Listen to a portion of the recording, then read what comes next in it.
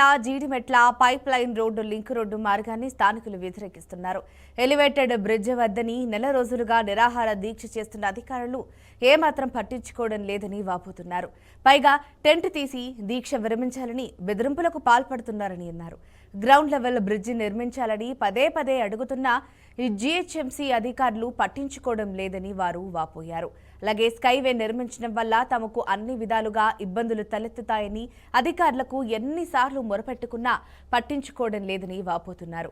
Bridge కోసం GHMC commissioner, engineering chief, ఈసీకి కలిపి దాదాపుగా 5,20,00,000 వరకు ముడుపులు ముట్టాయని, అందుకే తమను అధికారులు ఇబ్బందులకు గురి చేస్తున్నారని అపార్ట్మెంట్ వాసులు ఆవేదన వ్యక్తం చేస్తున్నారు.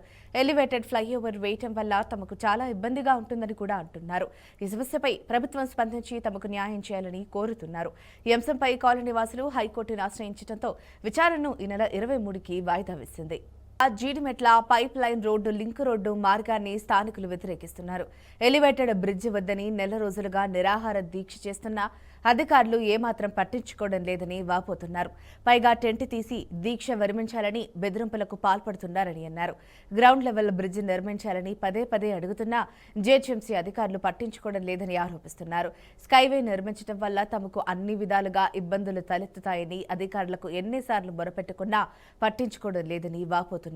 బ్రిడ్జి కోసం జీహెచ్ఎంసీ కమిషనర్, ఇంజనీరింగ్ చీఫ్, ఈసీకి కలిపి దాదాపుగా 5,20,00,000 వరకు ముడుపులు ముట్టాయని, అందుకే తమను అధికారులు ఇబ్బందులకు గురి చేస్తున్నారని అపార్ట్మెంట్ వాసులు ఆవేదన వ్యక్తం చేస్తున్నారు. ఎలివేటెడ్ ఫ్లైఓవర్ వేయటం వల్ల తమకు చాలా ఇబ్బందిగా ఉంటుందని అంటున్నారు. ఈ సమస్యపై ప్రభుత్వం స్పందించి తమకు న్యాయం చేయాలని కోరుతున్నారు. ఈ అంశంపై కాలనీ వాసులు హైకోర్టును ఆశ్రయించడంతో విచారణను ఈ నెల 23కి వాయిదా వేసింది.